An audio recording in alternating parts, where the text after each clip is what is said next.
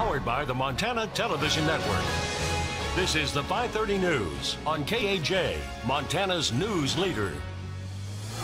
Good evening and thanks for joining us. I'm Don Fisher. One man was injured after a bear attack during a hunting trip in the Twin Creek area on the east side of Hungry Horse Reservoir over the weekend. The Region 1 Wildlife Human Attack Response Team with the Montana Fish, Wildlife and Parks is investigating the incident and did not specify what kind of bear was responsible for this attack. They do know that the victim was an adult male who was hunting with a friend near Spotted Bear River Sunday morning. Initial reports reveal this was a surprise encounter in a very brushy area. Fired up the bear and it ran off. That's really about all I know. Exactly who was doing all the shooting, I don't know. So they're collecting the information, just trying to get a clear picture as to what actually happened. And there are no reports to the extent of the man's injuries, but he was driven to the hospital by his hunting partner, and this incident remains under investigation. Flathead County Commissioners are looking to purchase 24 acres of Weiserhauser property in the Columbia Falls area for a new Flathead County Detention Center and Sheriff's Office. The property includes a Cedar Palace and a data center building, and its approximate cost is $2.6 million. The Commissioners are holding two public meetings this week, with the first one tonight at 6 p.m. at the Columbia Falls Junior High School. The second meeting is tomorrow at 6 p.m. at the Flathead County Courthouse. All are invited to attend and provide comment. Alcohol is a suspected factor in a rollover crash that killed a Noxon man near Lost Trail Pass over the weekend. The Montana Highway Patrol says the incident happened between midnight and 6 a.m. on Sunday, and dispatchers received reports just before 5:30 p.m. MHP says the 34-year-old man was the only occupant in a Dodge pickup truck when he drifted off the road on Highway 93 near Lost Trail Pass. The man was not wearing a seatbelt and was ejected from the vehicle that overturned multiple times down a steep embankment, coming to a rest on its wheels with the man pinned underneath. This is the 144th fatal accident in Montana so far this year, and this one remains under investigation. Switching over to weather, warmer weather is expected for the rest of the week, and let's send it over to Russ Thomas for his first forecast. Russ? Yeah, today really didn't pan out as planned. We've seen more clouds than sun for sure. In fact, some areas, no sunshine at all, just an overcast day. I do think there is improvement, Don. You're right on that. 55 in Missoula, 58 for Kalispell and Polson right now, 47 in Phillipsburg. So a very cool high temperature today, 49 in Sula. As we look at our satellite and radar image, and again, clouds just not really breaking today across the area. So with that in mind, again, the opportunity for showers will be limited, I think, once we hit the overnight hours and into your Tuesday. A little more sun there. We'll have your complete forecast coming up. All right, thank you, Russ. Our Montana Wildlife Relief Fund now sits at over $145,000 and counting. With the $50,000 match from the MTN stations and the Arthur Blank Foundation, that puts a total to over $245,000. If you haven't donated, it's not too late. Just go to KAJ18.com for more information. Protesters fighting to keep the Affordable Care Act intact disrupted a Senate hearing on the controversial GOP health care bill. Opponents say it will cut critical services under Medicaid, but Republicans say Obamacare is on a crash course anyway. CBS Weijia Zhang has more from Capitol Hill. If you want a hearing, you better shut up. Protesters, many with challenging health conditions, interrupted the start of a Senate Finance Committee hearing on the GOP's latest attempt to repeal and replace Obamacare. Some demonstrators were carried out of the room. We just want them to kill the bill. Marilee Adamski-Smith was born without arms and legs. She says the bill proposed by Senators Lindsey Graham and Bill Cassidy would cut crucial Medicaid services. If home and community-based services get cut by Medicaid being cut, then a lot of us will be forced into nursing homes, and nursing homes are like prisons to us. A CBS News poll shows 52% of Americans disapprove of the Graham-Cassidy bill. That includes able-bodied Pocky Wieland. So what is your message to lawmakers today? To pay attention, to have a heart. The hearing finally got underway, and the bill's co-sponsor, Senator Lindsey Graham, defended his legislation. We're going to send this money back to the states. You can't spend it on roads and bridges. You got to spend it on health care. You're going to have flexibility, but you're also going to have accountability. The Senate has until Saturday to pass the legislation with a simple 51-vote majority. Some Republicans have already come out against it. Others say it's a necessary first step. I'm looking for something that gets us to a point where we can address all the problems that will continue to exist if this vote doesn't happen this week.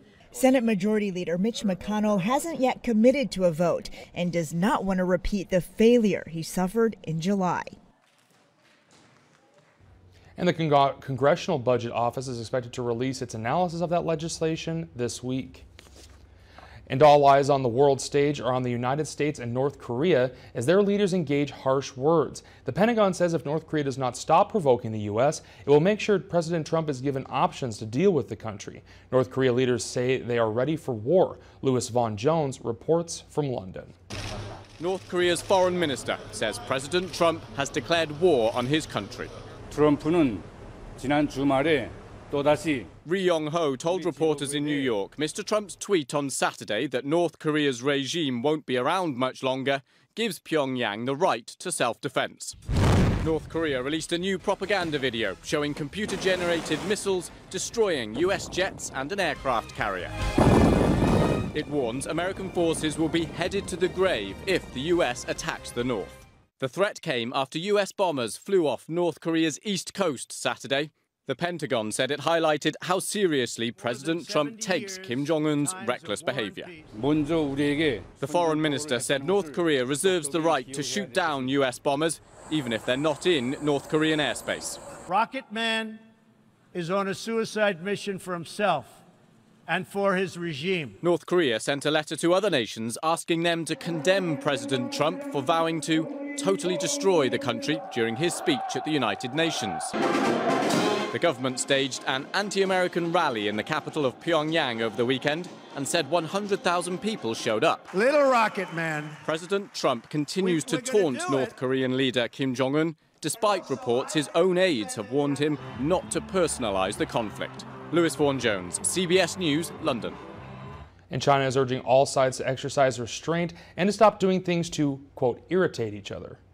And President Trump isn't backing down in his fight against NFL players either, who protest the national anthem. CBS Kenneth Craig is outside the league office in New York with the latest.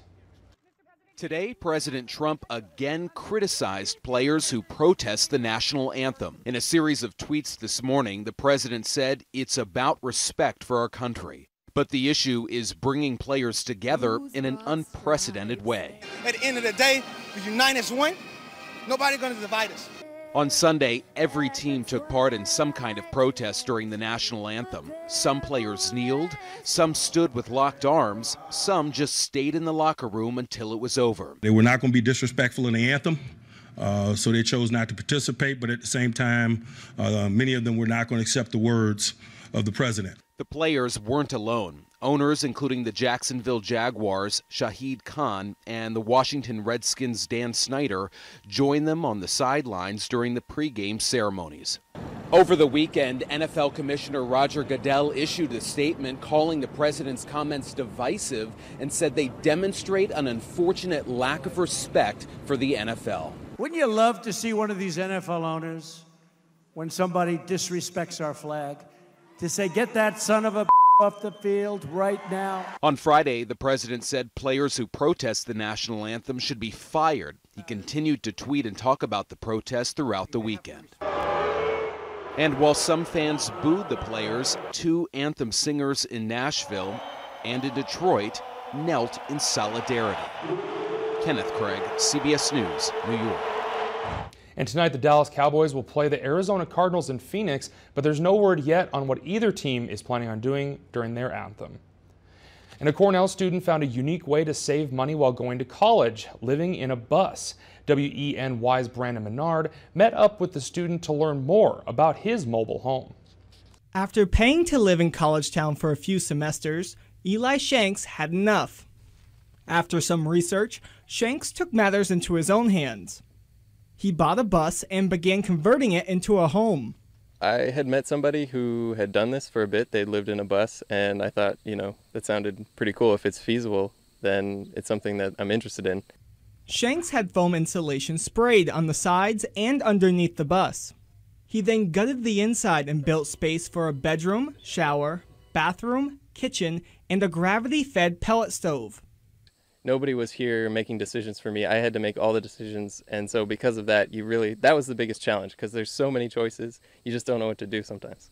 On the outside, he also installed 6 solar panels to generate electricity. But while Shanks is proud of his home, it has also received mixed opinions from some of his peers at Cornell. Most people are supportive. Some people are like, you're crazy, I could never do that. The entire bus would be my closet. That's what someone said to me. Shanks expects to graduate in December with a degree in agriculture and business. After, he plans to sell his bus and move to Chile with his family. While he plans to get another bus in the future, for now, Shanks just wants to pass the story on to his son. I hope he's going to think it's really cool. I hope he's not going to, I don't know, be weirded out by it, but that's just kind of the way it is with kids. You never know how they're going to think of it, but I hope it's a story that he can tell his friends, like, yeah, when I was a baby, like, we lived in a bus, you know. Reporting in Trumansburg, Brandon Menard, WENY News. And coming up on KAJ, meteorologist Russ Thomas will have your bright and sunny forecast for the week. And it's a place you may have seen if you've ever driven McDonald Pass. And while its history dates back more than 80 years, it's still used today. We'll have that story and more coming up.